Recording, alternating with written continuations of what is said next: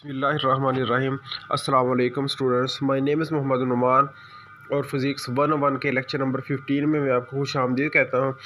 Students, lecture number 15 का नाम है ऑस्किलेशंस। ये ऑस्किलेशंस के दो पार्ट होंगे, एक पार्ट 1 है और एक पार्ट 2 है। ऑस्किलेशन 1 को हम लेक्चर नंबर 15 में डिस्कस करेंगे और ऑस्किलेशन 2 का हम डिस्कस करेंगे लेक्चर नंबर 2 में। तो स्टूडेंट्स, शुरू करते हैं हमारा आज लेक्चर। इससे पहले कि मैं हमारा आज का लेक्चर नंबर 15 जो है वो शुरू करूँ, मेरी आप लोगों से ये रिक्वेस्ट है कि हमारे चैनल व्यू जोन को ज़्यादा से ज़्यादा सब्सक्राइब करें और ज़्यादा से ज़्यादा आगे अपने दोस्तों के साथ शेयर करें।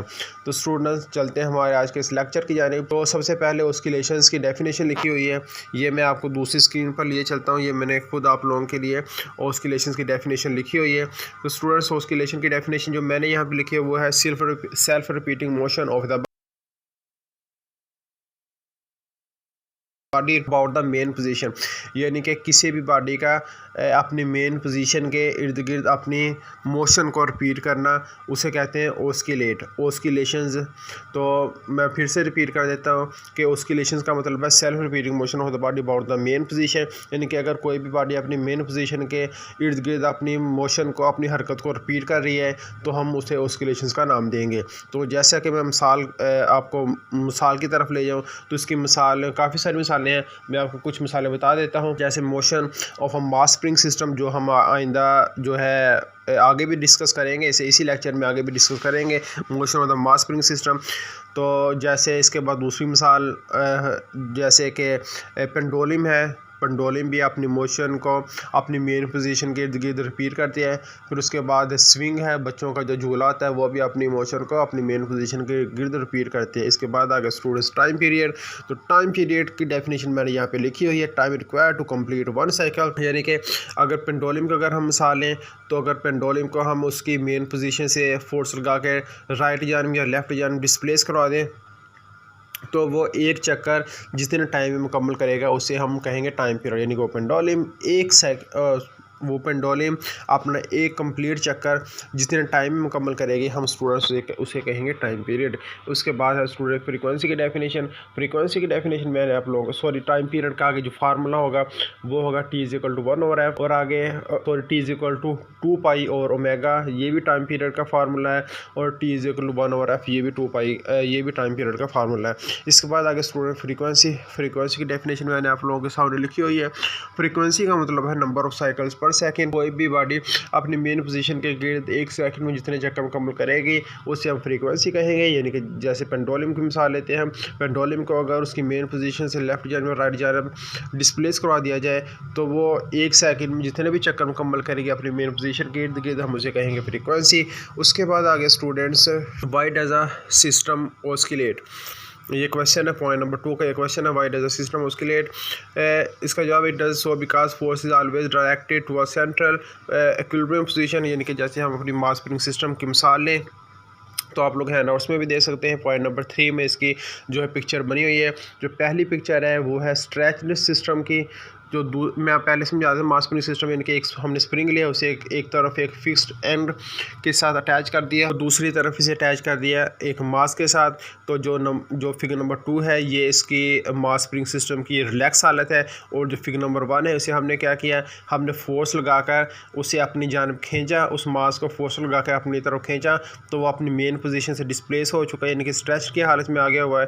तो नंबर 3 जो फिगर है, जब हम उसे छोड़ेंगे, उसे एक्सट्रीम पोजीशन पर ला के उस मास स्प्रिंग सिस्टम को जब हम छोड़ेंगे तो जो है वो पहले आगे की जानब कंप्रेस होगा थोड़ा सा, तो ये कंप्रेस्ड की पिक्चर दिखाई गई है। तो हम जो फिगर नंबर 2 है हम ये भी कह सकते हैं कि फिगर नंबर 2 रिलैक्स की हालत में या इक्विलिब्रियम की हालत में। इक्विलिब्रियम की हालत में इस वजह से कहेंगे क्योंकि इक्विलिब्रियम कहते हैं जब किसी भी जिस्म पर किसी भी किस्म की फोर्स ना लग रही हो तो हम कहते हैं कि वो जो है सिस्टम हमारा वो इक्विलिब्रियम की हालत में है। क्योंकि फिगर नंबर 2 पे किसी भी किस्म की फोर्स नहीं लग रही मास स्प्रिंग सिस्टम पे, तो हम इस वजह से इसे कहेंगे कि ये जो फिगर है ये इक्विलिब्रियम की हालत में है। तो कोई भी सिस्टम ऑस्किलेट तब करता है जब हम उसे उसकी जो इक्विलिब्रियम की पोजीशन होती है, जब हम वो पोजीशन को डिस्टर्ब करते हैं तो दोबारा मास फिर चाहता है कि वो ना अपनी इक्विलिब्रियम की हालत में आ जाए। तो इस वजह से ना जब जैसी फोर्स कम हो जाती है जो हमने लगाई होती है, या जैसी फोर्स जो हमने लगाई होती है हम उसे फोर्स लगा के छोड़ देते हैं, तो दोबारा फिर वो जो है सिस्टम अपनी असली हालत यानी कि अपनी इक्विलिब्रियम की हालत में आने की कोशिश करता है। हम कहते हैं कि ये सिस्टम ऑस्किलेट कर रहा है। स्टूडेंट्स, जैसे हम इस मास पे उसे फोर्स लगाएंगे, फोर्स लगा के हम इस मास को इसकी एक्सट्रीम पोजीशन तक लेकर आएंगे, तो एन अदर हम महसूस करेंगे कि हमारे हाथ पर, हम अपने हाथ पे महसूस करेंगे कि एक दूसरी जानिब फोर्स लग रही है। उस मास पे जो स्प्रिंग के साथ अटैच है, उस मास पे एक अपोजिट फोर्स लग रही है उस फोर्स के जो हम लगा रहे हैं, यानी कि हम लगा रहे हैं फोर्स अपने राइट जानिब, तो एक लेफ़्ट जानिब भी फोर्स हम महसूस करेंगे कि उस मास पे लग रही है। तो उस फोर्स को कहते हैं रिस्टोरिंग फोर्स, यानी कि रिस्टोरिंग फोर्स की डायरेक्शन जो हमारी फोर्स की डायरेक्शन के अपोजिट होती है। स्टूडेंट, इसके बाद आ गया पॉइंट नंबर 3, हमने क्या करना है यहाँ पे मास स्प्रिंग सिस्टम की जो मोशन है उसे हमने डिस्कस करना है। तो वो डिस्कस करने के लिए हम चलते हैं अपनी दूसरी स्क्रीन की जानिब। तो ये आप लोगों के सामने दूसरी स्क्रीन है। सबसे पहले जो है वो फर्स्ट क्वेश्चन मैंने लिखी हुई है, एफ डायरेक्टली प्रोपोर्शनल एक्स। यहाँ से एक्स से मुराद है कि जो हमारा मास है वो कितना डिस्प्लेस होता है, मतलब कि हम उस पर फोर्स लगाएंगे। एक्स से मुराद है कि उसकी अपनी जगह में तब्दीली, नहीं कि कितना वो डिस्प्लेस होता है। तो एफ डायरेक्टिव प्रोपोर्शनल, एफ वाली फोर्स है जब हम उस मास पे लगा रहे हैं उसे उसकी मेन पोजीशन से एक्सट्रीम पोजीशन तक ले जाने के लिए। एफ डायरेक्टिव प्रोपोर्शनल एक्स का ये मतलब हुआ कि हम जितनी फोर्स लगाते जाएंगे, जितनी और जैसे जैसे हम फोर्स लगाते लग जाएंगे उतना ही उसके जो स्प्रिंग है वो डिस्प्लेस होता जाएगा। यानी कि जितनी हम फोर्स लगाते जाएंगे उतना ही स्प्रिंग एक्स डिस्प्लेस होता जाएगा, यानी कि पीछे की जानिब हटता जाएगा, वो मास पीछे की जानिब हटता जाएगा, स्प्रिंग में स्ट्रेचनेस पैदा होती जाएगी। तो दूसरी क्वेश्चन है F is equal to minus K X. यहाँ पे डायरेक्टिव प्रोपोर्शनल ये हटाकर हमने लगा दिया के, तो हम के को कहेंगे यहाँ पे प्रोपोर्शनैलिटी कांस्टेंट, या हम के को कहेंगे स्प्रिंग कांस्टेंट। तो यहाँ पे माइनस साइन क्यों लगाया हुआ है? माइनस साइन का मतलब है कि हम जो फोर्स लगा रहे हैं, जैसे मैंने आपको पहले बताया, उस फोर्स के अपोजिट एन अदर फोर्स अमल कर रही होगी, उस फोर्स की डायरेक्शन हमारी फोर्स की डायरेक्शन के अपोजिट होगी। इस वजह से यहाँ पे उस रिस्टोरिंग फोर्स के लिए माइनस साइन लगाया हो। तो नीचे क्वेश्चन नंबर 3 में एफ की जगह हमने लगा दिया एम ए, क्योंकि according to Newton second law of motion F is equal to M A. तो फिर minus is equal to minus K X वैसे आ गया। फिर यहाँ से हमने ए की वैल्यू निकाल लेनी जो आ जाएगा माइनस के और एम इंटू एक्स। फिर A directive proportional minus X लिख दिया नेक्स्ट क्वेश्चन में। यहाँ पे हमने क्या कि जो के मैंने आपको पहले बता दिया था कि ये के जो प्रोपोर्शनैलिटी कॉन्स्टेंट है, और स्टूडेंट्स मास स्प्रिंग सिस्टम में जो एम है वो भी कॉन्स्टेंट है, क्योंकि जो मास है वो तीनों फिगर में सेम ही रहेगा, चाहे मास सेम ही रहेगा, चाहे सिस्टम रिलैक्स हालत में हो, चाहे सिस्टम स्ट्रेच्ड हालत में हो, या सिस्टम कंप्रेस्ड हालत में हो, मास की वैल्यू सेम ही रहेगी। तो यहाँ पे ए डायरेक्टिव प्रोपोर्शनल माइनस एक्स इस वजह से आ गया, के और एम की जगह हमने जो है वो प्रोपोर्शनैलिटी का साइन लगा दिया। तो यहाँ A is equal to minus omega square x, again हमने साइन ऑफ प्रोपोर्शनैलिटी को हटा के हमने लगा दिया ओमेगा स्केयर। तो यहाँ पे अगर हम ओमेगा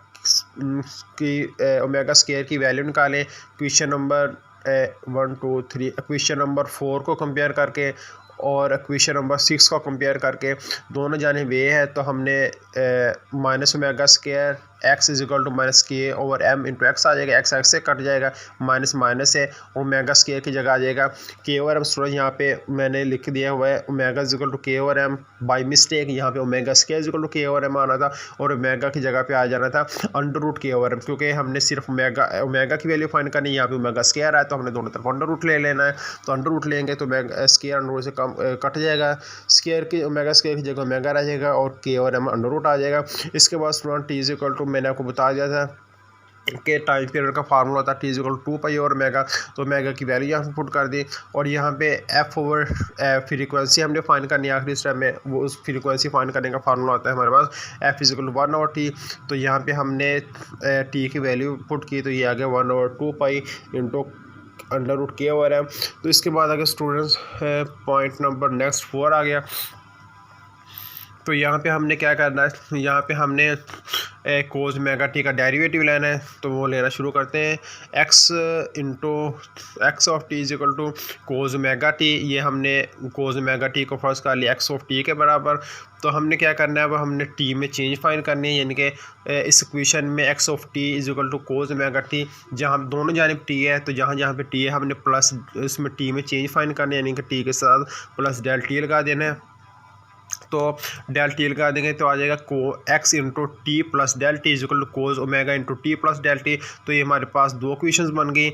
इन दोनों क्वेश्चन 2 का हमने माइनस कर देना क्वेश्चन 1 में से, तो ये आगे हमारे पास क्वेश्चन नंबर 3 बन जाएगी, जहाँ पे लिखा हुआ X into T plus del T minus X of T is equal to cos omega into T plus del T minus cos omega T. तो स्टूडेंट्स इस क्वेश्चन का जो हम राइट पार्ट हल करेंगे तो ये हमारे पास फार्मूला बन जाएगा cos alpha minus cos beta.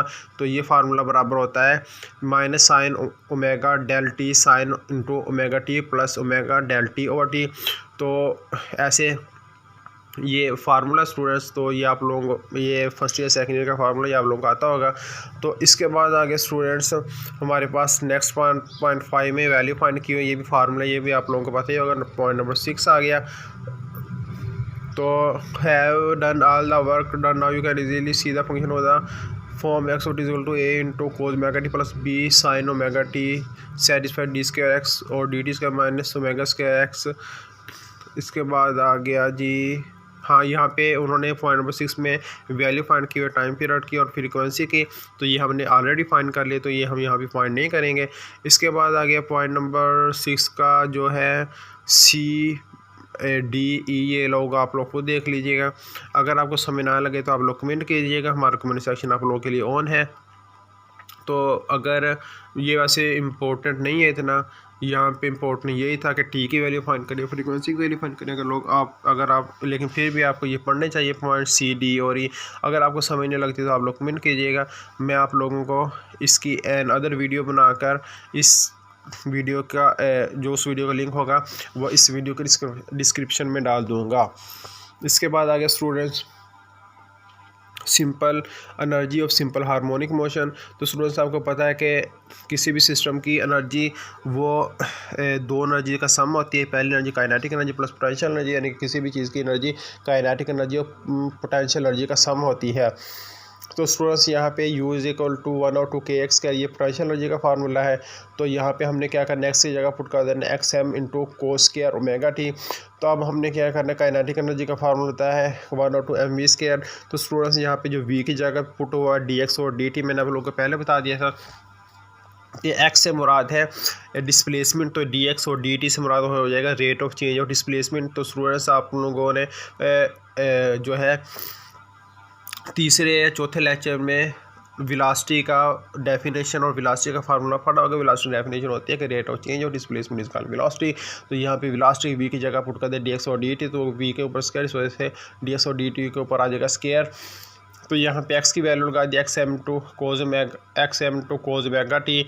तो उसका हम डिफरेंशिएट लेंगे तो वो आ जाएगा omega square x square m sine square omega t is equal to 1/2 kx square sine square omega t आ जाएगा। तो सम मैंने आपको पहले बताया टोटल एनर्जी बराबर होती है sum kinetic energy potential energy, इन दोनों को जमा कर दिया तो हमारे पास आ जाएगा 1/2 kx स्क्वायर एम इंटू, यहाँ पे हमने क्या करना है, इसमें से 1/2 दोनों टर्म में 1/2 kx स्क्वायर एम कॉमन है, इसे कॉमन ले लेना तो उधर बचेगा कोस square omega T plus sign square omega T. तो ये हमारे पास एक फार्मूला बन गया sine square theta plus cos square theta, तो ये बराबर होता है 1, तो ये 1 हो जाएगा, साइड टर्म 1 आ जाएगी। तो हमारे पास फाइनल आंसर आ जाएगा 1/2 kx स्क्वायर एम। इसके बाद पॉइंट नंबर 8, यहाँ पे वी की वैल्यू कैलकुलेट की हो, ये आप लोग खुद कर लीजिएगा।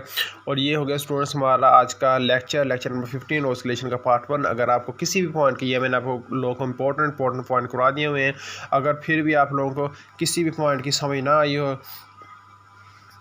तो आप हमारा कमेंट सेक्शन आप लोगों के लिए ऑन है, आप लोग किसी भी क्वेश्चन के बारे में कमेंट कीजिएगा।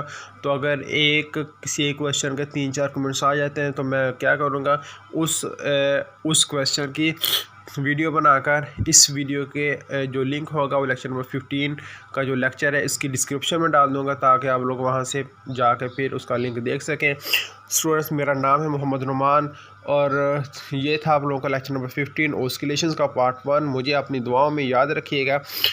अल्लाह हाफिज़।